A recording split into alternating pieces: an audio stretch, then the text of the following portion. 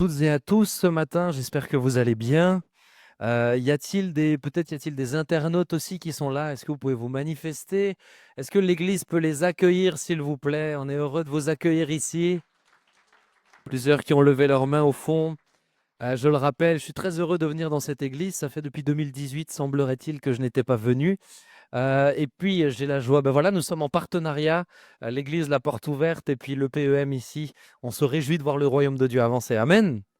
Est-ce que vous vous réjouissez de voir le royaume de Dieu avancer? Peut-être juste avant de rentrer tu peux l'applaudir si tu es content, hein. Peut-être juste avant de rentrer dans la prédication, juste un mot sur ce qui s'est. Il y a un petit écho qui tape, merci frérot. Et sur tout à l'heure, vous savez, moi je fais ce que le Seigneur me demande de faire. Maintenant, pour ceux sur qui j'ai posé les mains, la parole de Dieu dit que l'Esprit de Dieu donne à qui il veut comme il le veut. Donc, ça ne signifie pas que maintenant vous êtes dépositaire de quelque chose de spécifique. Je fais juste ce qu'il me demande et je crois qu'il agira derrière. Deuxième chose, on apprend dans l'exercice des dons. On progresse. Ça veut dire quoi? Ça veut dire qu'il faut se laisser accompagner. On ne prend pas en otage une église maintenant parce qu'il y a des paroles de connaissance ou des choses comme ça. C'est toujours dans la soumission aux responsables de l'église. Ça va pour vous? C'est important pour moi de le préciser, pas que ça vous donne l'impression que maintenant ça donne une légitimité à une prise d'otage. C'est pas du tout le but. Alléluia. Bien. Ce matin, je me réjouis de ces moments. Vous avez les salutations de l'église de la Porte Ouverte à Mulhouse. On vous aime, on aime la Belgique. Sinon, on ne viendrait pas, sachez-le. Mais on vous aime vraiment et on croit que le Seigneur agit ici aussi. Et on croit qu'il y a de belles choses qui sont à venir encore. Vraiment, je suis encouragé de voir ce que le Seigneur fait et de ce qu'il va continuer de faire également. Amen. Juste le son, ça va? Moi, j'entends un petit aigu qui tape dans l'oreille. Non, ça va? Vous me dites? Ok. Vous avez déjà eu bien pire, il a dit. Ah bah voilà, il est très gentil, hein, il est très gentil. Ce matin, j'aimerais simplement lire un texte avec vous qui se trouve dans Ésaïe 59 et on va lire au verset 1. Simplement Ésaïe 59, verset 1. Voici ce que nous dit la parole. Non, le bras de l'Éternel n'est pas devenu trop court pour sauver, ni son oreille trop dure pour entendre. Est-ce qu'on peut le relire ensemble? Non, le bras de l'Éternel n'est pas devenu trop court pour sauver, ni son oreille trop dure pour entendre. Est-ce que vous le croyez ce matin? Est-ce que vous le croyez pour de vrai? Pas juste vous le croyez parce qu'on est dans une église. Est-ce que votre vie est déterminée par cette affirmation? Le titre du message ce matin, c'est As-tu un grand ou un petit Dieu? Parce que ici, le texte nous dit non, le bras de l'Éternel n'est pas devenu trop court pour sauver, c'est cette main tendue pour celui qui se noie, ni son oreille trop dure. Dieu n'a pas vieilli, il a beau être là de toute éternité, Dieu ne vieillit pas. Moi, je vois mes prédécesseurs qui petit à petit, il y a les appareils, il y a les sonotones. Aujourd'hui, ils font des choses extraordinaires. Vous avez même le téléphone connecté à l'oreillette. Moi, j'ai déjà vu des gens, j'ai l'impression qu'ils parlent tout seuls. Non, non, c'est juste ils parlent avec quelqu'un. Ce n'est pas le Saint-Esprit, mais c'est le téléphone dans le sonotone. Mais Dieu n'est pas dur de la feuille. Dieu n'est pas dur de la feuille. Ma question, que ce soit une affirmation, c'est vrai, Dieu l'est. Dieu est tout-puissant. Dieu est capable de toutes choses. Dieu est le créateur. Dieu est celui qui nous connaît parfaitement. Je le disais hier, il nous a créés. Il a créé notre avenir. Il a créé la vie. Il a créé notre entourage. Donc, pour Dieu, tout est possible. La question, c'est le croyons-nous vraiment? Est-ce que réellement, dans notre marche de tous les jours, nous croyons à la puissance de Dieu? Parce que, je vais être honnête, si nous n'y croyons pas pleinement, il y a un souci. Si vous ne croyez pas pleinement à la puissance de Dieu dans, et j'insiste, tous les domaines, il y a un problème. Si tu ne crois pas que Dieu est capable de pourvoir à tous tes besoins, qu'ils soient financiers, qu'ils soient physiques, qu'ils soient familiaux, qu'ils soient relationnels, si tu n'y crois pas, il y a un souci. Si tu ne crois pas que Dieu est capable de bouleverser une ville, de bouleverser un pays, il y a un problème. Crois-tu pleinement à toute la puissance de Dieu?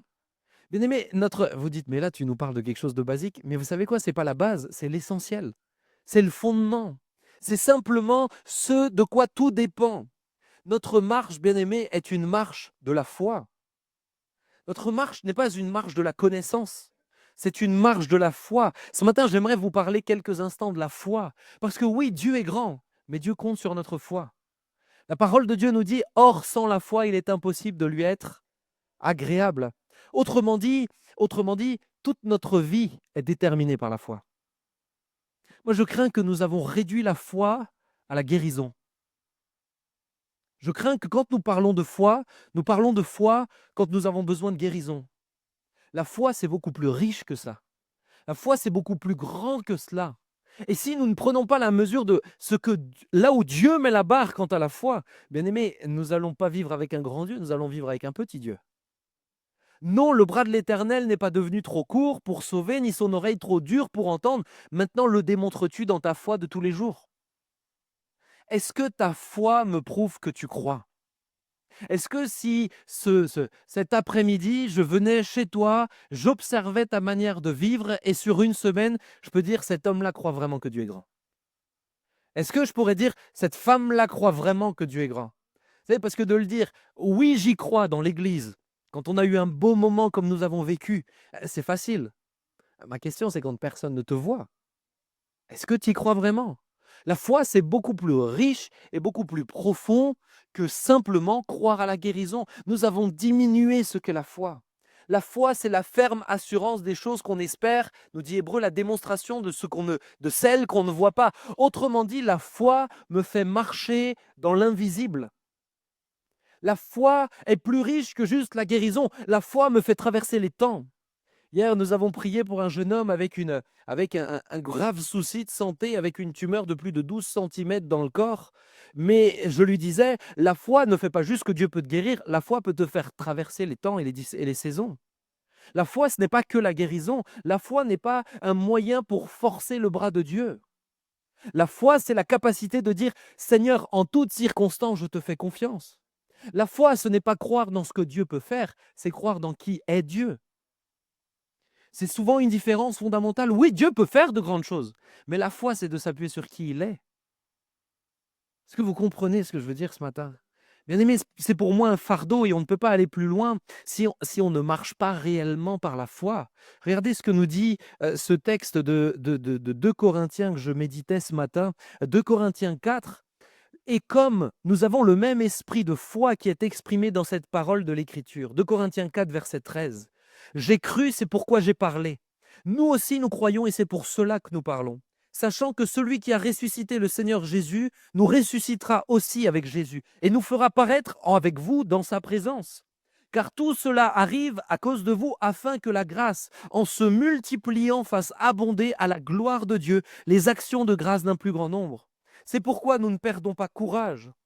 Et lors même que notre homme extérieur se détruit, notre homme intérieur se renouvelle de jour en jour. Car nos légères afflictions du moment présent produisent pour nous, au-delà de toute mesure, un poids éternel de gloire, parce que nous regardons non point aux choses visibles, mais à celles qui sont invisibles, car les choses visibles sont passagères et les invisibles sont éternelles. On parle de l'apôtre Paul qui écrit. On parle d'un homme qui a vu des morts ressuscités. On parle d'un homme, vous l'aviez en pasteur, je pense que déjà il serait défiant en tant que pasteur, mais on parle d'un homme qui a vu des choses extraordinaires. Il a eu des révélations telles que même un homme n'a pas le droit de les exprimer. Et c'est cet homme-là qui dit, il ne parle pas de guérison, il dit même si mon homme extérieur se détruit. Il n'est pas en train de dire que l'homme extérieur ne se détruit jamais. Il n'est pas en train de dire que la souffrance ne l'atteint jamais. Il est en train de dire que même les afflictions aujourd'hui visibles ne sont que passagères. Mais la foi lui permet quoi? De voir pour l'éternité, d'avoir une vision de l'éternité. Marcher par la foi, c'est être conscient qu'il y a des choses plus importantes que les choses visibles. Quel que soit ce matin ce pourquoi tu es venu, quelles que soient ce matin même les difficultés, oui, nous croyons à la guérison et nous prierons encore pour les malades. Et j'y crois de tout mon cœur et je l'ai vécu pour moi et je l'ai vécu pour beaucoup d'autres personnes. Mais j'aimais te dire que la foi, c'est plus que la guérison. La foi, c'est s'attendre à ce que Dieu te conduise tous les jours. Oui, la foi, c'est une marche. Ma question de manière très pratique, quand tu loues, as-tu la foi? On ne vient pas chanter. Or, sans la foi, il est impossible de lui être agréable. La louange, c'est pour lui. L'adoration, c'est pour lui. Si tu viens sans foi, si tu penses juste que chanter des paroles, ça suffit, mais tu te trompes. La foi, c'est la louange, c'est dire, Seigneur, avec mes faibles mots, avec ma petitesse, avec mon imperfection, mais je crois que ma démarche va t'honorer. L'adoration, c'est perdre le contrôle. Si, je le disais à François Xavier hier, mais si vous pensez que quand vous adorez, vous contrôlez tout, ben vous n'adorez pas. L'adoration est un abandon à Dieu. Tout à l'heure, il y a bien des choses qui n'étaient pas prévues. Mais on a adoré. Parce que adorer, c'est dire tu es au-dessus de moi. C'est me remettre entre tes mains. L'adoration, si tu maîtrises tout dans l'adoration, c'est que tu n'adores pas. La louange nous conduit vers l'adoration. Mais ce n'est pas parce que nous louons. Louer signifie, louer c'est quoi? Louer c'est dire à Dieu qui il est et ce qu'il fait. Adorer, la louange, quand tu te rappelles qui est Dieu, t'amène dans l'adoration. Mais l'adoration, c'est plus que ça. C'est t'abandonner à Dieu. Si la louange devait être une partie du corps, elle serait la bouche. L'adoration, c'est le cœur. C'est ce que tu donnes. C'est plus profond encore. Mais les deux se complètent. Mais tu as besoin de foi. Tu as besoin de la foi pour pouvoir marcher dans cette vie chrétienne. Quand tu lis la Bible, as-tu la foi? C'est souvent là, souvent c'est la difficulté du chrétien. On lit notre Bible, mais sans foi. Est-ce que tu t'attends réellement à des révélations de Dieu quand tu lis ta Bible? Est-ce que tu t'attends et est-ce que tu crois qu'au-delà de ce que ton intelligence comprend sur le moment, la parole de Dieu pénètre dans nos cœurs et nous amène à le découvrir de gloire en gloire? Moi, je dis souvent, mais la Bible, lire la Bible, c'est comme prendre un médicament. Vous avez des Doliprane ici? Vous avez quoi, des Dafalgan? Doliprane, Dafalgan. Quand tu as mal à la tête, tu prends ton Dafalgan, mais il ne fait pas effet instantanément. Mais tu le prends parce que tu sais qu'il fera effet. Mais lire la Bible avec foi, c'est ça. C'est dire, je la lis au-delà de ce que je comprends et de ce que je maîtrise, parce que je sais que la Bible est une parole vivante et efficace. Parce que je sais qu'elle me transforme de l'intérieur. Elle est ce miroir qui me permet de contempler Dieu. Bien-aimé, la foi est nécessaire quand tu lis la parole de Dieu. La foi est nécessaire quand tu le loues. Mais la foi est nécessaire tous les jours où tu respires. Chaque parcelle de ta vie doit être dirigée par la foi. Maintenant, c'est ma question. Comment... Je peux vous embêter un peu? J'ai fait 6 heures de route pour ça, donc s'il vous plaît. Est-ce que tu gères ton compte bancaire avec foi? Ah, là, on arrive sur du terre-à-terre. Est-ce que tu gères ton compte bancaire avec foi? Est-ce que Dieu est capable de te dire, non, mais cette partie de ton compte bancaire, tu vas le virer sur telle autre personne? On dit facilement Amen quand il ne nous l'a pas encore dit, mais faites attention parce qu'il peut vous le dire. Il peut vous le dire. Ça m'est déjà arrivé d'être dans un bus et le Seigneur me montre une personne dans le bus, je n'ai jamais vue, et Dieu me dit, tu vas retirer tant et tant et tu vas la donner à cette personne. Mais comment tu diriges tes finances? Je me rappelle un jour, j'étais j'étais un peu plus jeune, je reste encore très jeune, hein, mais j'étais un peu plus jeune et j'étais dans une conférence. Déjà, la conférence coûtait cher. Mais quelqu'un l'avait payé pour moi, j'étais vraiment jeune et j'avais pas encore de gros salaire et cetera. Je faisais ce qu'on appelle en France un service civique et je sais plus pourquoi, si je crois que je devais changer de téléphone juste après le séminaire et j'avais retiré tout ce que j'avais sur mon petit pécule de compte bancaire et tout était dans mon porte-monnaie et arrive la fin de la conférence et là ils font ce qu'on appelle les offrandes. Alors chez nous, à la porte ouverte, on ne fait pas ça par conviction, mais là, ils le font. Et alors déjà, j'avoue que ça m'a un peu titillé. C'était pas une église, c'était une conférence et qui était payante. Je dis, bah, pourquoi ils nous font faire des offrandes si déjà ils nous ont fait payer? Et après, ce qui m'a tiqué encore plus, c'est qu'ils ont mis vraiment le prédicateur number one, le meilleur, le plus éloquent, le plus pour faire ce moment-là où forcément tu te sens mal, etc. Et moi, je prends la décision. Je dis, je ne donnerai rien du tout. Parce que ça m'énerve. Ça m'énerve, c'est pas juste. Et l'Esprit de Dieu me parle. Et il me dit, tu vas leur donner quelque chose. Je dis, ah. Alors vous discutez, etc. Vous savez, vous avez de la pression parce que vous voyez le panier qui avance dans les rangs comme ça. C'est une sorte de décompte qui arrive jusqu'à vous. Et je dis, bon, et quand le Saint-Esprit te travaille, il peut te parler de manière insistante aussi, hein. Je dis, bon, bah d'accord, bon, bah je vais donner. Là, j'ouvre mon portefeuille et vous avez 2 compartiments. Vous avez le compartiment des billets et celui des piécettes. Bien sûr, pas folle la guêpe. J'ai pas ouvert le compartiment des billets. J'ouvre les piécettes. Et là, l'Esprit de Dieu me parle. Il dit, non, non, tu vas donner tout ce que tu as. Et j'ai dit, ça, c'est pas juste. Ça, Seigneur, c'est pas juste. Parce que eux, ils m'ont fait payer. C'est pas une petite église. Et là, tu me dis de tout donner. Et je sens la pression qui arrive, je vois le panier qui avance. Bien sûr, je donne tout, je vais être honnête. Je ne l'ai pas donné avec joie ce jour-là. Je l'ai pas donné. Mais vous savez, la leçon que j'ai reçue, c'est que quand je suis rentré chez moi, je voyais un chèque posé sur mon bureau, un remboursement de trucs de trop payés, etc. La semaine suivante, au travers d'un déplacement que j'avais dû faire, j'avais reçu 3 fois plus que tout ce que j'avais donné. Et là, le Saint-Esprit me dit alors, t'arrêtes de faire le malin quand je te parle. Mais, bien aimé, comment gères-tu tes finances? Les gères-tu avec foi? Comment gères-tu pour les parents l'éducation que tu donnes à tes enfants? Le gères-tu avec foi? Comment gères-tu ton couple? Le gères-tu avec foi? Comment gères-tu ta santé? Comment gères-tu finalement tout ce que tu dois faire? Or, sans la foi, il est impossible de lui être agréable. Bien-aimé, la foi n'est pas une option et la foi est beaucoup plus profonde que juste marcher pour la guérison. Je suis des fois attristé. Je crois nous avons le droit de nous attendre à la guérison et toutes ces choses. Mais l'Église a le droit de s'attendre à plus que ça. Oui, Dieu guérit, oui, Dieu agit, mais l'Église a le droit de s'attendre à plus. Nous ne sommes pas là juste pour consommer des guérisons comme ça tout le temps. Nous sommes là pour avancer de gloire en gloire par la foi.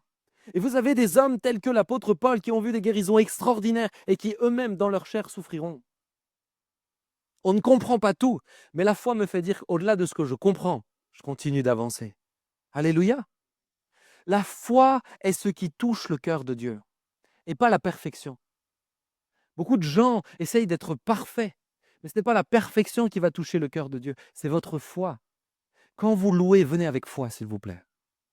S'il vous plaît, de grâce pour l'Église. Quand vous louez, venez avec foi. Quand vous parlez de Jésus, parlez avec foi. Parlez avec foi.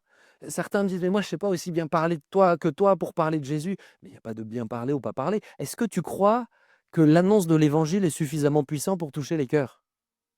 Si tu n'y crois pas, ça ne sert à rien que tu parles. T'as beau de bien parler, si tu penses que c'est sur tes forces, ça ne changera rien. Alléluia. La foi, bien aimé, vous fait perdre une partie du contrôle.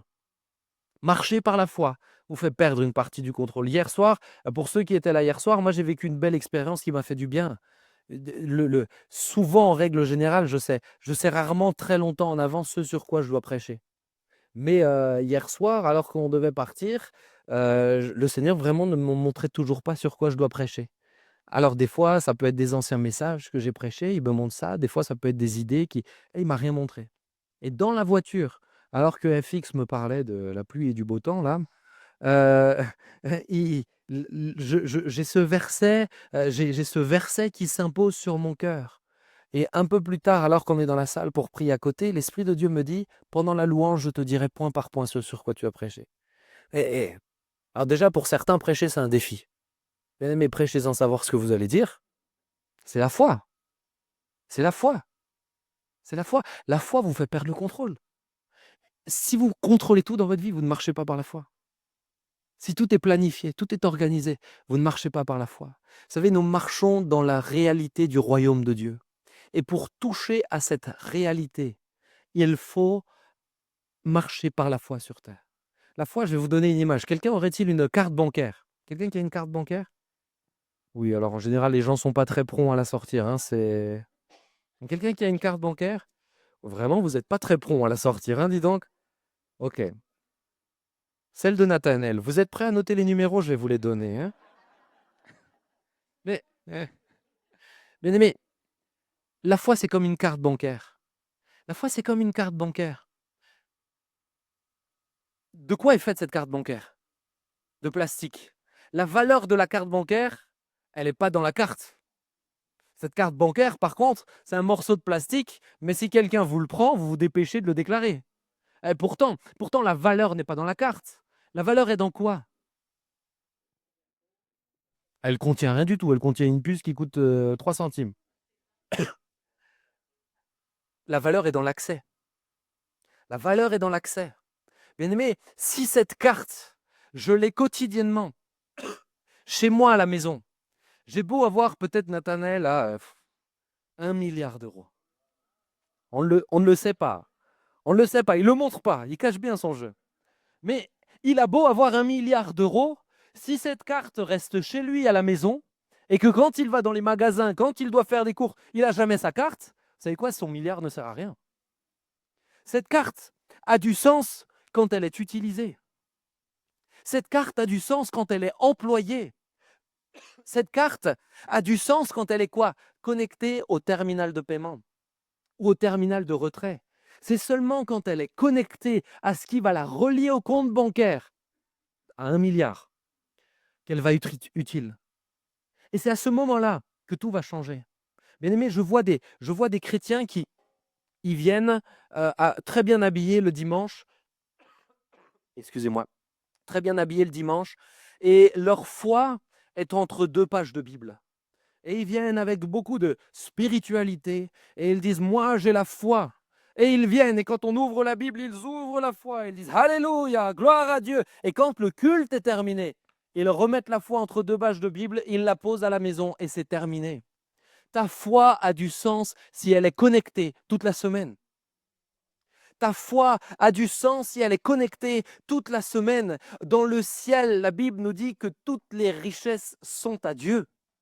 Toutes les bénédictions sont à Dieu. Toutes les possibilités sont à Dieu. Mais elles sont pour toi que dans la mesure où tu le connectes avec la foi. La foi, ce n'est pas forcer le bras de Dieu. Certains pensent que la foi, c'est dire par la foi, je vais arrêter mes médicaments. Rien du tout. Ça ne marche pas comme ça. La foi, c'est être capable d'écouter et d'agir en fonction de ce que Dieu va te dire, même si c'est défiant. Je vais te la rendre parce que je suis capable de partir avec, sans faire exprès. Sans faire exprès, je le dis. Mais bien aimé, il y a quelques années de cela, je suis dans un rassemblement de jeunes.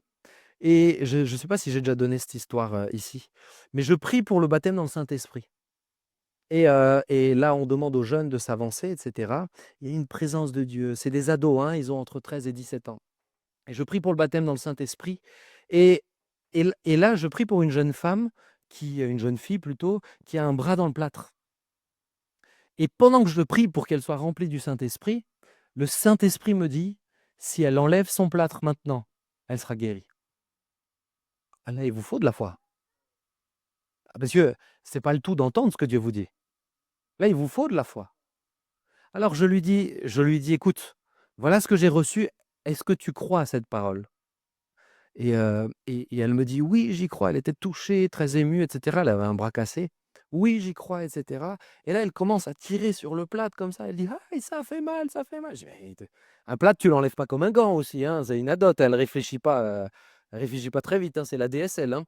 Mais, mais, mais oui, oui, je les aime, je les aime. Mais, mais là, à ce moment-là, vous savez ce qui se passe? Tout le monde commence à se retourner. Parce qu'il y avait des responsables qui priaient pour le baptême dans le Saint-Esprit, moi j'étais au milieu. Mais là, quand les gens voient qu'elle essaye d'enlever son plâtre, qu'elle pleure, tout le monde commence à se retourner. Alors là, tout le monde observe. Et je me dis, Seigneur, là, il ne faut pas que tu me lâches quand même, parce que j'ai tous les ados. Il y a un moment où on prie pour quelque chose. Et en plus de cela, moi, j'ai la directrice du camp qui est là. J'ai 3 infirmières derrière moi. Heureusement, j'ai pas les parents, mais je sens, vous savez, quand les regards vous transpercent par derrière là, je sens tout ça. Et je lui dis, mais arrête de tirer dessus. Et je demande à ce qu'on m'amène des ciseaux. Mais vous savez quoi? Même les responsables qui priaient pour le baptême dans le Saint-Esprit des autres, tout le monde s'est arrêté. Tout le monde s'est mis autour pour regarder ce qui se passe. Et je coupe son plâtre. Et au moment où elle fait comme ça, elle est complètement guérie. À ce moment-là, le Saint-Esprit descend, les jeunes sont baptisés sans même qu'on impose les mains, ils ont des paroles de connaissance pour les adultes qui révèlent la vie des adultes. Et Dieu me dit maintenant, c'est eux qui vont prier pour les malades. On a eu des guérisons, on a eu des libérations du tabac, on a eu, encore aujourd'hui, les ados m'en reparlent. Pourquoi? Parce que la foi te fait dépendre de Dieu. Je ne vous dis pas que votre vie, ça doit être ça tous les jours. Ce n'est pas ma vie de tous les jours, mais tous les jours, je dois avoir la même foi que celle-ci. Si tous les jours, tu as moins de foi que ça, il y a un problème. Parce que tous les jours, c'est Dieu qui te permet de respirer. Tous les jours, Dieu a un projet pour toi. Tous les jours, oui, le bras de l'Éternel n'est pas trop court pour sauver, ni son oreille trop dure pour entendre. Est-ce que ta foi progresse et va de l'avant? Bien-aimés, pour avancer dans la foi, il faut que nous progressions. Et il faut que nous progressions sur un autre domaine. Je vous pose cette question. Comment commence le verset au verset 1, Ésaïe 59, verset 1? On peut me le rafficher, s'il te plaît? Ésaïe 59, verset 1. J'aimerais souligner le premier mot qui commence ce vrai verset. Non. Pourquoi il dit non? Juste le verset précédent, il y a pas de question. Pas de question. Le verset commence avec un non. Pour quelle raison? C'est une affirmation. Mais une affirmation liée à quoi? Liée à l'incrédulité du peuple. Quand Dieu parle et au travers d'Ésaïe dit non, la main de l'Éternel n'est pas trop courte, c'est parce que les gens sont en train de se dire la main de l'Éternel est trop courte. La main de l'Éternel est devenue trop courte. L'oreille est devenue trop dure pour entendre nos prières. Autrement dit, Dieu n'arrive plus à nous sortir de nos soucis. Pas la main de l'Éternel est trop courte. La main de l'Éternel est devenue, finalement, dans nos circonstances du temps d'Ésaïe, dans nos circonstances, dans nos difficultés, Dieu n'arrive plus à nous en sortir. Comme si l'incrédulité est là. Il y a un non parce qu'il y a de l'incrédulité. Il y a un non parce que Dieu doit réaffirmer qu'il est tout-puissant face à l'incrédulité. Et bien aimé, il y a de l'incrédulité, je le crois aussi, dans l'Église. Mais Dieu lui-même donne la réponse. Il dit pourquoi vous êtes devenus incrédules. Verset 2. Non, la main de l'Éternel n'est pas devenue trop courte pour sauver, ni son bras, ni son oreille trop dure pour entendre. Verset 2. Voilà ce qui nous est dit. On va le lire ensemble, s'il te plaît. Verset 2. Mais ce sont vos fautes qui ont fait séparation entre vous et votre Dieu. Et ce sont vos péchés qui vous l'ont caché et vous ont empêché de l'écouter. Dieu lui-même donne la réponse. Non, ce n'est pas que Dieu n'arrive plus à faire ce qu'il faisait. C'est vos fautes. Mais ce sont vos crimes qui mettent une séparation entre vous et votre Dieu. Ce sont vos péchés qui vous cachent sa face et l'empêchent de vous écouter. Bien-aimés, pourquoi peut-être avez-vous le sentiment que Dieu est capable de faire des choses et d'autres non? Peut-être à cause de vos fautes. Peut-être à cause de vos péchés. La version second 21 que j'ai pris, ce sont vos fautes qui ont fait une séparation entre vous et Dieu. Le péché crée un fossé entre toi et Dieu. Le péché t'empêche de t'attendre pleinement à Dieu. Ta sanctification est primordiale pour que tu puisses avoir la foi qui va avec. Bien-aimé, Jésus dira, je sais, Père, que tu m'exauces toujours. Pourquoi? Parce que je fais toujours ta volonté. Beaucoup de gens disent, mais moi, j'ai pas beaucoup d'exaucement. Mais peut-être que parce que ta vie n'est pas très juste. Dieu t'a sauvé, mais tu ne marches pas pleinement avec lui. Dieu t'a aimé, mais tu ne marches pas pleinement avec lui. Vous savez, je rencontre beaucoup de sympathisants croyants. Ces gens sont sympathiques. Et peut-être qu'il y en a parmi vous ce matin. Sympathiques. Mais votre vie ne démontre pas que vous avez pleinement la foi. Parce que la vraie foi, c'est celle qui obéit à ce que Dieu nous dit. Si vous croyez que Dieu est Dieu, pourquoi n'écoutez-vous pas ce qu'il dit? Croire que Dieu est Dieu, c'est pas juste croire qu'il est capable de faire de grandes choses. C'est croire que ce qu'il dit est juste. La vraie foi, c'est ça. Démontrer la foi, c'est marcher dans l'obéissance. Mais la foi est liée à notre sainteté et notre sanctification.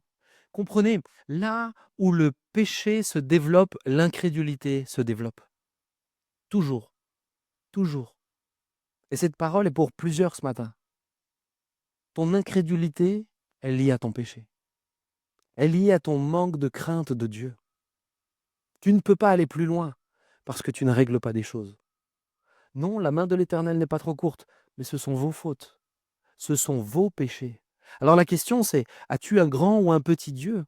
Parce que en fonction, et je vais le dire ainsi, en fonction de ton niveau de sanctification, tu verras ton niveau de foi évoluer ou non. C'est lié, c'est corrélé. Ah ça c'est la partie évangélique qu'on n'aime pas trop. Bien aimé, c'est juste écrit. Hein. Je reprends juste ce que le texte dit. Ah nous on veut, oui, des miracles, des guérisons, mais est-ce qu'on vit une vie qui va avec? Est-ce que la manière dont tu regardes les jeunes filles dans la rue honore Dieu? Est-ce que les films que tu regardes honorent Dieu? Est-ce que la manière dont tu parles à ton épouse honore Dieu? Est-ce que tes pensées, tes projets Est-ce que tes pulsions? Est-ce que ta gestion de l'alcool? Est-ce que ta gestion de ta vie secrète honore Dieu? En fonction de tout cela, sachez-le, il peut y avoir une séparation entre nous et Dieu. Il peut y avoir une séparation, ici c'est clairement indiqué, quant à l'exaucement. C'est quant à l'exaucement. Il y a un obstacle. Et parfois nous pouvons vivre l'incrédulité tout en pensant être de bons chrétiens. J'aimerais vous dire que l'incrédulité est une des racines du péché de toute l'humanité. Satan dira, Dieu a-t-il réellement dit?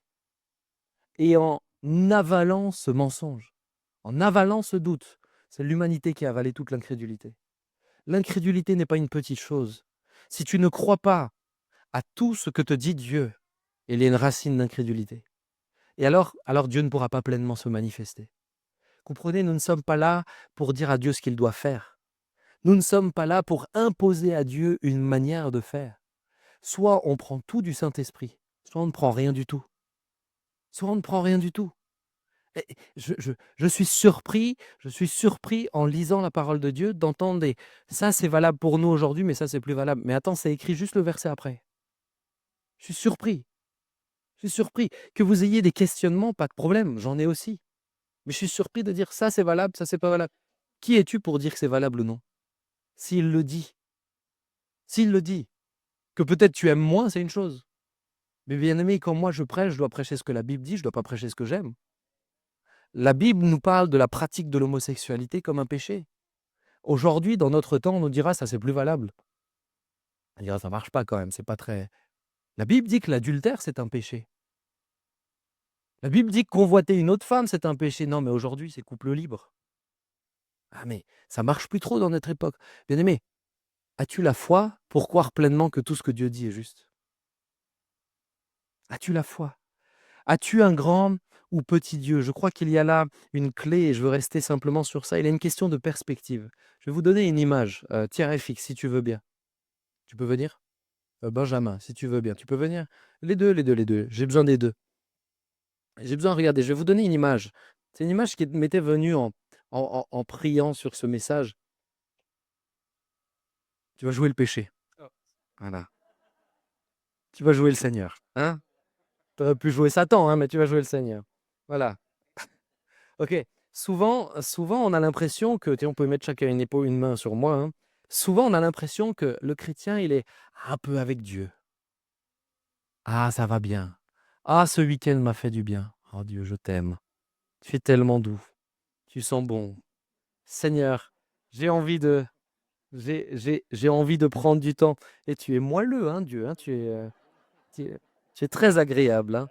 J'ai, j'ai, j'ai envie de prendre du temps avec toi. Ah, cette semaine de jeûne, ce week-end, oh, ça m'a fait tellement du bien. Et puis on a l'impression que le mardi, ah, mais un peu de péché de nouveau, un peu de convoitise, un peu. Tu es aussi moelleux, hein? Tu es un peu de. Il se déguise en ange de lumière, hein?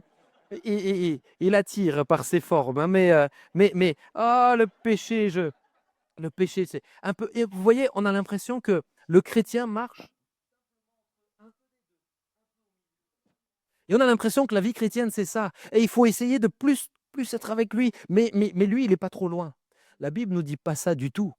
La Bible dit que Dieu est saint, Dieu est pur, Dieu est parfait. En lui, il n'y a aucune erreur. La sainteté, ce n'est pas une question d'absence de péché, puisque Dieu était saint avant que le péché n'existe. Mais la sainteté est une perfection telle qu'il est à l'extrême opposé du péché. Dieu est pur, tu peux reculer un peu s'il te plaît, Dieu est pur, Dieu est parfait. Et le péché, lui, est sale. Le péché nous éloigne, le péché nous empêche de nous rapprocher à Dieu. Vous savez, la vérité, où se trouvent la plupart des chrétiens? Ils ne se trouvent pas côte à côte, ils se trouvent là. Ils se trouvent là. Ils se trouvent pas assez proches de Dieu pour se sentir proches, et pas assez proches du péché pour se sentir dans le péché. Elles disent, ah mais moi ça va. Ça va pas du tout. Moi ça va. J'ai une petite vie chrétienne, quoi. Je suis pas le plus enflammé, je serai pas le prédicateur. Là, je vais vous dire ce que vous êtes. Vous êtes tiède. Vous êtes tiède. Que fait Dieu des tièdes? Il les vomit de sa bouche. Là, vous êtes tiède. Vous n'êtes pas assez proche de Dieu pour être loin du péché. Mais vous n'êtes pas assez proche du péché pour être loin de Dieu non plus. Et on se dit que ça va comme ça. Beaucoup de chrétiens sont ici. Retenez cette image pour plusieurs, parce que je sens dans mon cœur, c'est une alerte pour vous, pour votre âme. Vous êtes ici. Alors on se dit, mais comment je peux faire pour m'éloigner du péché? Et beaucoup de croyants disent, mais ok, il faut que je me rapproche de Dieu. Il faut que je me rapproche de Dieu. En ce moment, j'étais trop proche du péché, j'ai refait des pas et j'ai plongé. Vous savez, plus vous allez dans le péché, plus il vous enchaîne. Plus il vous met des mensonges, plus il vous met beaucoup de choses. Et alors je me rapproche et je dis, ah, faut que je m'éloigne faut que je m'éloigne du péché parce qu'il faut que je me rapproche de Dieu. Alors j'essaie de m'éloigner du péché et je dis non et je réprime et je viens confesser. Puis de temps en temps, je refais un pas parce que, mais Seigneur, je dois me rapprocher. Alors je veux m'éloigner du péché, je veux quitter beaucoup de choses. Mais j'aimerais vous poser cette question. Est-ce que vous allez à Charleroi en marche arrière? Est-ce que vous vous déplacez dans votre voiture en marche arrière? La marche arrière, c'est juste pour un moment. Mais quand tu vas vers un endroit, tu regardes vers cet endroit. Comment tu t'éloignes? Comment tu te rapproches de Dieu? En regardant à Dieu. Seigneur, je te contemple. Nous tous qui à visage découvert contemplons Dieu comme dans un miroir, nous sommes transformés à son image de gloire en gloire par le Seigneur, c'est-à-dire l'Esprit. Seigneur, je te loue et je prends des temps d'adoration. Seigneur, je suis baptisé dans le Saint-Esprit, je vais beaucoup prier en langue, je vais communier avec toi. Seigneur, je veux creuser ce que cette prédication m'a dit, je vais ouvrir les textes, je vais les méditer. Seigneur, tu m'as demandé de faire un acte de foi, je vais me rapprocher de toi jusqu'à ce que finalement, bien-aimé, je me retourne. Je me dis, mais je suis vachement loin du péché aujourd'hui. Pour quelle raison? Parce que tu ne t'éloignes pas tu te rapproches pas de Dieu, pardon, en t'éloignant du péché. Tu te rapproches de Dieu en te rapprochant de Dieu. Tu te rapproches de Dieu et alors tu t'éloignes du péché. Et beaucoup de gens pensent que la sanctification, c'est s'éloigner du péché pour se rapprocher de Dieu. La sanctification, ce n'est pas ça. C'est se rapprocher de Dieu et alors je suis éloigné du péché. Pour quelle raison Jésus est venu mourir sur une croix? Allez-y, hein, je sais qu'il fait peur, hein, mais pour quelle raison? Pour m'éloigner du péché? Non. Ça, c'est mais je veux qu'on comprenne. Je veux pas vous déranger en vous disant ça. Jésus est venu sur une croix, pourquoi? Pour nous réconcilier avec le Père. Jésus est venu sur une croix, pourquoi? Parce qu'il est l'échelle de Jacob. Le but, c'est le lien avec le Père. Mais pour nous réconcilier avec le Père, ben, il a dû nous libérer du péché. Mais l'objectif de la croix, c'est pas juste de nous libérer du péché, parce qu'être libre du péché ne vous rend pas plus proche de Dieu. Moi, je connais des gens qui se sont engagés avec Jésus, et puis qui ont marché et vécu leur vie. Non, non, nous sommes libres du péché. Pourquoi? Pour nous rapprocher de Dieu. Pour nous rapprocher de Dieu. Et vous savez, l'image pour moi, elle est même limitée, parce que là, la place est limitée, mais la Bible nous dit que Dieu est à l'extrême, viens, suis-moi, l'extrême opposé du péché. Le péché est loin. Vas-y, hein, passe, hein. Le péché, le péché est loin. Le péché est très loin. Regardez, regardez, quand on se retrouve ici, et j'aimerais vous donner cette image. Le péché est à la porte de l'église, hein. Regardez, j'aimerais vous donner cette image. Et je crois que c'est une question de perspective. Parce que quand je suis proche du péché, Dieu ici, de mon point de vue, est tout petit. Dieu ici est tout petit. Voilà la raison pour laquelle le peuple du temps d'Ésaïe dit, la main de l'Éternel est devenue trop courte. Pourquoi? Parce qu'ils sont là. Ils n'arrivent plus à entrevoir la puissance de Dieu parce qu'ils sont trop proches du péché. Mais j'aimerais vous dire qu'à l'inverse, reste ici toi, à l'inverse, si vous vous rapprochez de Dieu, si vous restez proche de lui, si vous pouvez toucher à toute sa mollesse et douceur, si vous pouvez vous saisir de sa grâce, de son amour, j'aimerais vous dire à l'inverse, le péché est devenu tout petit. Et ce qui pour toi était une montagne, je n'arrive pas à m'en sortir, tu n'arrives pas à t'en sortir parce que tu n'es pas assez proche de Dieu. Tu n'arrives pas à t'en sortir parce que tu es trop loin de Dieu. Quand tu es proche de lui, quand sa main peut te toucher, quand son oreille peut te parler, quand sa bouche peut te parler, tu le vois lui, mais tu dis, mais il est ridicule en fait de ton point de vue. Mais je comprends pourquoi tu dis que je n'ai rien à craindre. Je comprends pourquoi tu dis que malgré mes faiblesses, je peux m'en sortir. Pourquoi? Parce que je suis à côté de lui. De mon point de vue, il est minus. Il a beau être grand, il a beau être massif. J'aimais vous dire que le péché n'est rien si vous êtes proche de Dieu. C'est si vous êtes loin qu'il est dangereux. Est-ce qu'on peut les remercier? Vous pouvez prendre place les deux. Hein? Merci beaucoup. C'est si tu es loin de Dieu. Retiens cette image. Peuple de Dieu, retiens cette image. Retiens que tu as besoin d'être proche de Dieu pour être loin du péché. Arrête d'essayer de te battre par tes forces. Arrête d'essayer de faire des efforts. Arrête d'essayer de dire « je me donne de la peine ». On s'en fiche de tes forces. Tes forces ne suffisent pas. Oui, mais Dieu me dit quand même que je dois… quand Dieu te dit quelque chose, fais-le.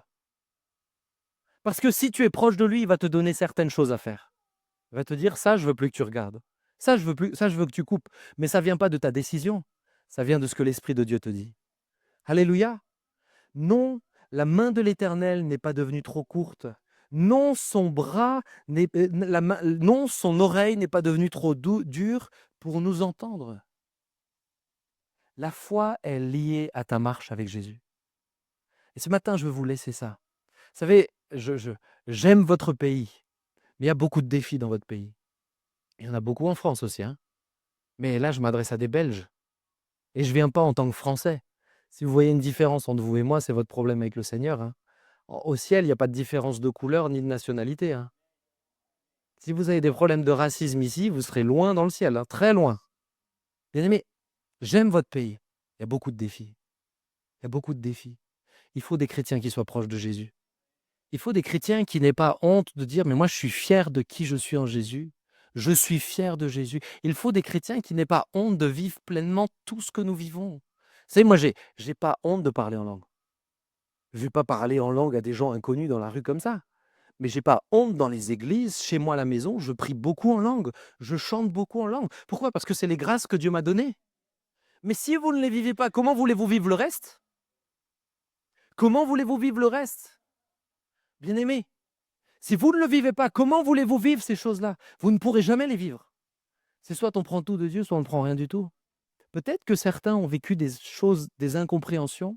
Peut-être que certains ont été blessés parce qu'il y a des maladresses, il y a des indélicatesses dans l'Église, et je vous l'accorde.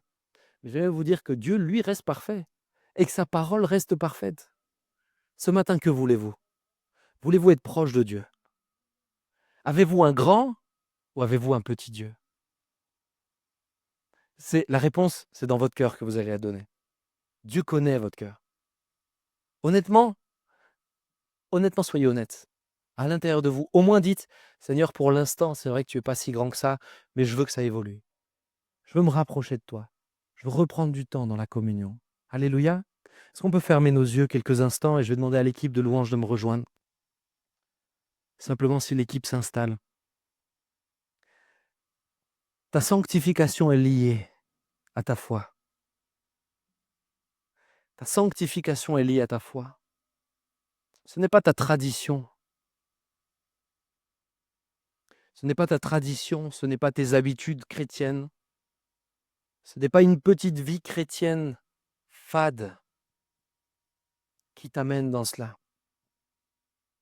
Vous savez, je terminais juste avec ce témoignage. Je sais que plusieurs de l'Église, vous l'avez déjà entendu, mais ça me touche. Vous avez vu la petite Louise de Laura et Lio qui était là. La petite qui était là. Mais il y a des années de cela, ils lui ont découvert de l'épilepsie très sévère. Elle faisait, tu me confirmes, hein, c'était 40 crises par nuit qu'elle faisait. Elle faisait jusqu'à 40 crises par nuit. Et cette situation, bien sûr, m'a beaucoup touché. Moi, je suis très loin. Et un jour, alors que je prêche dans le nord de la France, le Seigneur me dit, tu vas faire un détour par Mons et tu vas oindre d'huile la petite et je vais agir. Et alors, j'ai obéi à ce que Dieu m'a dit. Ils sont témoins. Et on a oint d'huile la petite. Et après, il s'est passé tout un déroulé. Aujourd'hui, les médecins attestent qu'elle est entièrement guérie. Entièrement guérie. Bien-aimés, c'est ces choses-là que Dieu vous appelle à vivre. Pas tous les jours. Ce n'est pas tous les jours que Dieu me demande des choses pareilles. Mais c'est ces choses-là. Pourquoi je vous dis ça? Je ne vous dis pas ça pour dire, voyez moi à quel point j'ai de la foi. Non, non. Je suis juste en train de vous dire que c'est la vie chrétienne normale. C'est la vie chrétienne normale. Ces expériences de foi devraient vous réveiller. Ces expériences de foi devraient vous réveiller. On devrait revenir à des cultes ou le programme peut évoluer. Ce matin, le programme a évolué. Le Seigneur m'a demandé de poser, mais j'ai jamais fait ça. Dans ce cadre-là, comme ça, j'ai jamais fait. Mais est-ce que tu as soif? Est-ce que tu veux aller plus loin? N'oubliez jamais, quelqu'un de tiède, par lui-même, ne fera que se refroidir. Un plat tiède ne se réchauffera jamais tout seul. C'est en revenant près de la source de chaleur. Si vous êtes tiède ce matin, c'est un signal que je vous envoie de la part du Seigneur. Veillez à bouger et à prendre une décision, parce que vous allez finir par être froid. Vous allez finir par avoir des cœurs durs, puisque vous aurez entendu des dizaines et des centaines de messages évangéliques. Et vous direz, moi je sais tout ça. Moi je le sais. Moi j'ai même eu des expériences. Ça ne change plus rien dans votre vie. Vous devenez insensible à la parole de Dieu. C'est un message ce matin, un cri du cœur de l'Esprit de Dieu. Veille, veille sur ton cœur, car de lui proviennent les sources de la vie, nous le dit Proverbe 4. Bien-aimé, il est temps que tu reviennes à la source de Shanna. Et il est temps que tu reviennes avec de l'humilité. Tu penses savoir beaucoup. Plus j'avance avec Jésus, plus je sais que je ne sais pas grand-chose. Ceux qui pensent connaître beaucoup, c'est ceux qui sont loin de Dieu. Parce que plus tu avances, plus tu te rends compte que Dieu est un océan infini. Pour nous fermer nos yeux quelques instants.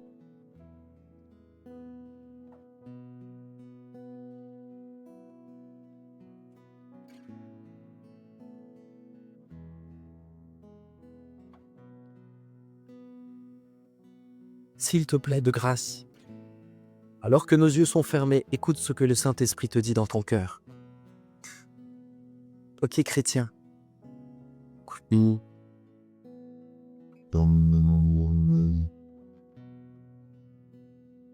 t'en conjure, ne passe pas à côté. Saisis l'importance de ce moment. Tu as vécu plein de moments comme ça. Saisis l'importance de celui-ci, parce que celui-ci est pour toi. Il y a encore une partie de ton cœur qui est prête à écouter le Seigneur.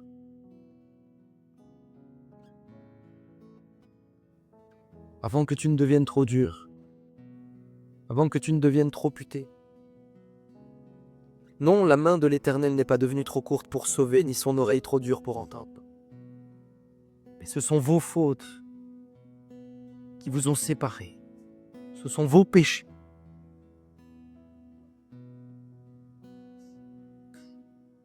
Ce matin, s'il te plaît, c'est de la part de Jésus que je te le dis.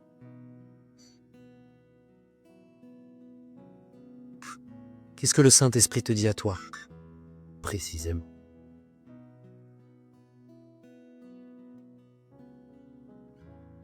Vas-tu rester celui ou celle qui observe toute ta vie? Ou vas-tu rentrer dans les œuvres que Dieu a prévues pour toi?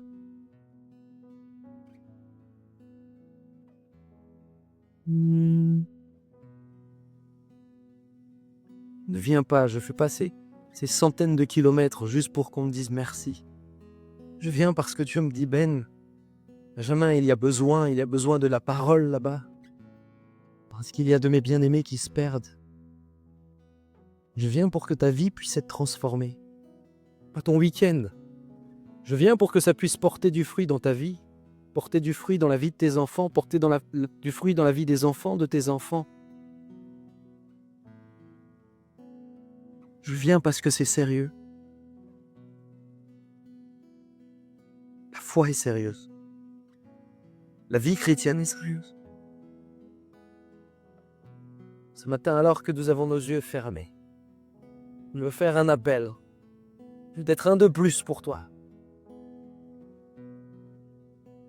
Alors soit tu resteras puté, fermé sur tes positions et bloqué par le regard des autres, soit tu feras preuve de courage comme Jésus a fait preuve de courage pour toi. Ce matin, j'aimerais simplement, et devant Dieu, demander à tous ceux qui disent, moi je sais que dans l'image, je suis au milieu. Moi, je sais que je suis tiède.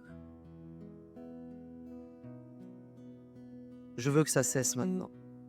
Je sais qu'il y a des aspects de ma foi qui sont conditionnés par mon intelligence. Et je sais qu'il y en a bien des aspects de ma foi qui sont conditionnés par mon incrédulité. et mon manque de proximité avec le Père. Ce matin, si c'est ton cas, est-ce que je peux te demander, avec beaucoup de courage, mais juste de te lever à ta place, prendre une position, lève-toi à ta place.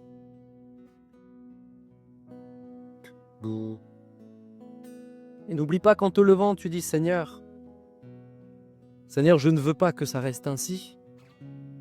Si c'est ton cas, lève-toi à ta place. Il y en a certains, vous êtes encore assis et vous êtes tiraillés. C'est ta position. C'est ta décision. Et je peux vous garantir que l'Esprit de Dieu n'attend qu'une chose, c'est que vous vous rapprochiez du Père. Parce que ce monde a besoin de gens brûlants.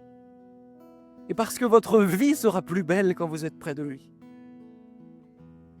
Arrêtons avec nos théologies évangéliques, arrêtons avec notre ecclésiologie, arrêtons avec nos manières de faire, arrêtons de faire semblant.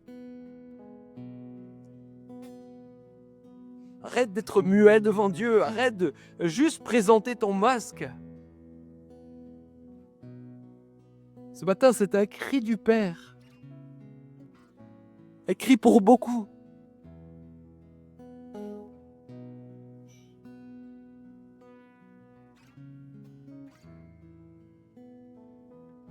Combien viennent me voir en me disant « Benjamin, s'il te plaît, prie pour mes enfants parce qu'ils sont loin de Dieu. » Mais Dieu vous dit « Mais toi, tu n'es pas plus proche de moi. » La détresse que tu ressens pour tes enfants, c'est celle que je ressens pour toi. Est-ce que je peux t'inviter à ta place à commencer à prier à Dieu? S'il te plaît, c'est pas moi qui vais faire la différence. C'est ta relation avec Dieu. Si tu dis t'es tiède, c'est parce que tu le connais. Commence à le chercher. Prie jusqu'à ce que tu pries. Déverse ton âme ce matin. Déverse ton âme, ne sois pas silencieux, n'attends pas que quelque chose vienne de ma part. C'est entre toi et Dieu, mais le temps est venu. Le temps est venu pour ce pays, pour cette ville, le temps est venu pour ta famille. Pour que toi, vraiment, tu sois embrasé. Que tu arrêtes de clocher près du péché et puis ensuite partir un peu près de Dieu. Le temps est venu que tu sois ferme. Ce matin, dépose ton âme. Dépose ton âme. Et si tu es debout, certains peut-être que vous n'avez pas la possibilité de le faire. Je vais vous demander de refaire ce geste que j'ai demandé tout à l'heure. Ceux qui n'ont pas la possibilité, restez debout. Mais si vous le pouvez, proskuneo, se prosterner, dire Seigneur, je reviens à tes pieds. Si tu le peux ce matin, si tu as pris cette décision, Seigneur, je viens à tes pieds. Si tu ne peux pas te mettre sur tes genoux, alors reste debout. Mais il y a un temps de grâce. Reste debout. Si tu ne peux pas te mettre sur tes genoux, reste debout. Mais il y a un temps de grâce entre toi et Dieu ce matin. Entre toi et Dieu. Mais c'est à toi d'ouvrir ta bouche maintenant. Je vais prier à ma place quelques instants, sans même qu'on chante. Parce que Dieu n'a pas besoin d'ambiance. Mais juste s'il te plaît, prie. Prie, dis-lui. Dis-lui l'état de ton cœur. Dis-lui où tu en es pleinement. Jésus.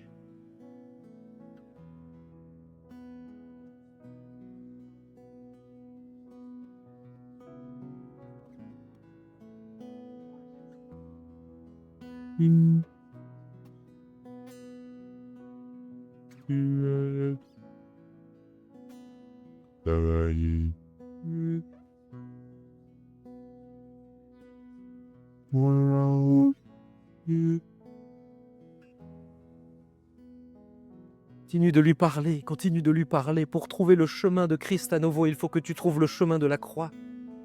Regarde à la croix ce matin. Regarde à ce que Christ a accompli pour toi. Contemple ses mains percées, contemple ses pieds percés. Contemple celui qui dit « Tout est accompli pour toi, ma fille. Tout est accompli pour toi, mon fils. » Pour trouver le chemin de Jésus, il faut que tu reviennes à la croix.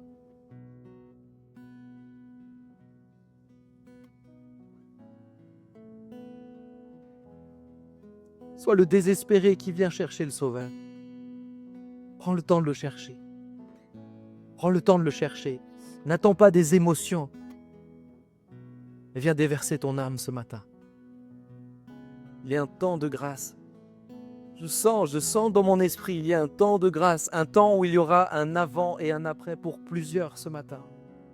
Un temps où il est temps qu'il y ait un avant et un après. Et le Seigneur veut te toucher. Le Seigneur veut agir, le Seigneur veut te visiter. N'attends pas que ça vienne de moi, s'il te plaît. Moi, je suis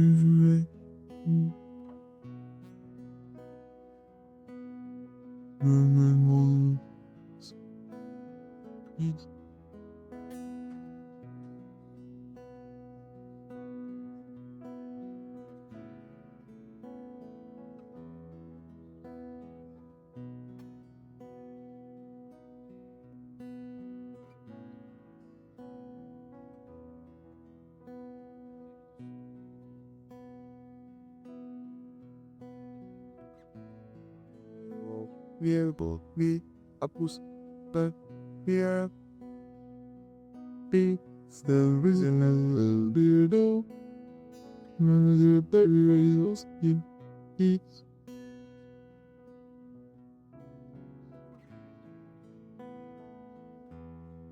Oh yeah, wheels, wheels, losses.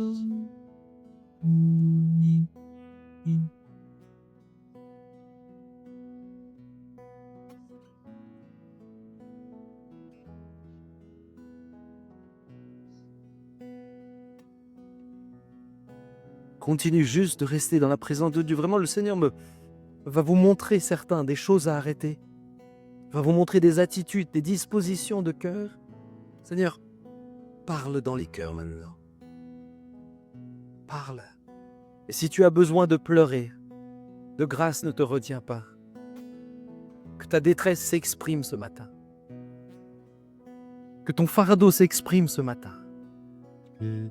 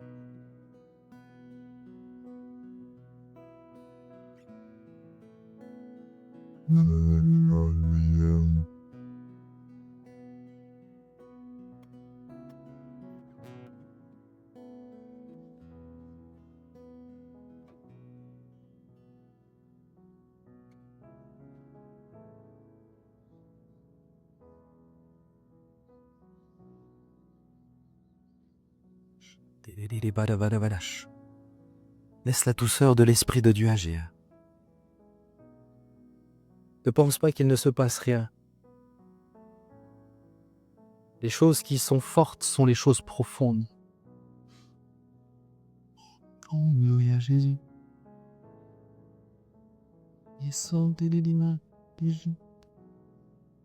Seigneur, continue d'agir, continue de parler dans ton esprit.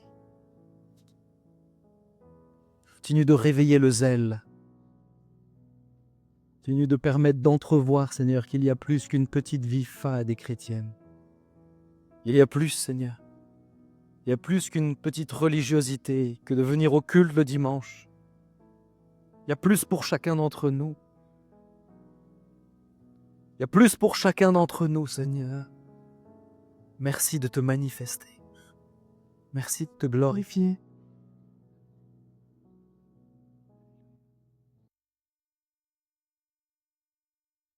Merci à Dieu. Alors nous avons la coutume, la bonne habitude de prier pour les serviteurs, les servantes. Ici, il est tout seul aujourd'hui. Mais nous voulons penser à son épouse Sylvia, à ses enfants, Elliot et Adam. On va prier pour toi si tu veux bien. Je m'en dossier Nathanaël. Et on a vraiment un cœur de prier pour vous parce que vous êtes vraiment une bénédiction. C'est vrai que travaillons, nous sommes dans la même fédération, on est dans le partenariat avec eux, avec l'église de Mulhouse. Et croyez-moi, avec mon épouse, maintenant, nous allons aussi 2 fois par an, et puis on en revient renouvelé. Vraiment, ça nous fait un bien fou, et on est bénis là-bas. Et je crois que c'est important aussi pour nous aussi de les bénir. Amen. Et au travers Benjamin, on veut bénir bien sûr son épouse, ses enfants, mais aussi on veut bénir aussi l'œuvre de Mulhouse. On veut bénir l'église de Mulhouse. Vraiment, c'est vraiment quelque chose d'important pour nous de le faire. Alléluia. Amen. Père, merci. Merci vraiment pour Benjamin qui nous a fait l'honneur de venir, Seigneur, de faire 2 fois 600 kilomètres pour venir nous encourager, pour nous amener sur le chemin où tu voulais nous emmener. Tu as parlé à Benjamin, tu lui as donné des directions, tu lui as donné vraiment des révélations, Père, quant aux réunions de ces 2 jours de réunion. Et merci, nous en voyons et nous croyons que les fruits vont arriver, Père. Et merci parce que des choses ont été semées ce matin, Père, et nous nous attendons maintenant à une récolte abondante.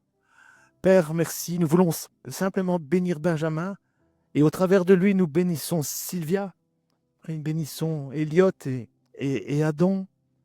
Seigneur, nous les bénissons, nous vraiment bénir cette famille, Seigneur, parce que nous pensons aussi à son épouse, Seigneur. Voilà un mari qui est fort impliqué dans le ministère, c'est pas toujours évident.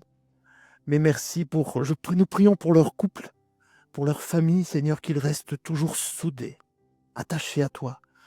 Père, nous prions aussi pour Samuel, pour Dominique, pour toute la famille Peter Schmidt, Seigneur, que nous avons la joie de connaître depuis des années. Mais Père, nous pensons à eux, nous voulons les bénir parce qu'ils nous font tellement de bien, Seigneur, quand nous nous déplaçons là-bas. Et Père, merci. Merci que la grâce de Dieu continue, donne davantage de révélations, de visions, Seigneur, à Benjamin dans le ministère. Seigneur, continue ton œuvre en lui. Seigneur, tu continues comme comme un potier, tu continues à le former, à le façonner, et continue ton œuvre, Seigneur. Oui, il y a des choses à enlever, il y a des choses à rajouter, mais merci parce que chaque jour, chaque semaine, chaque mois, tu donnes forme.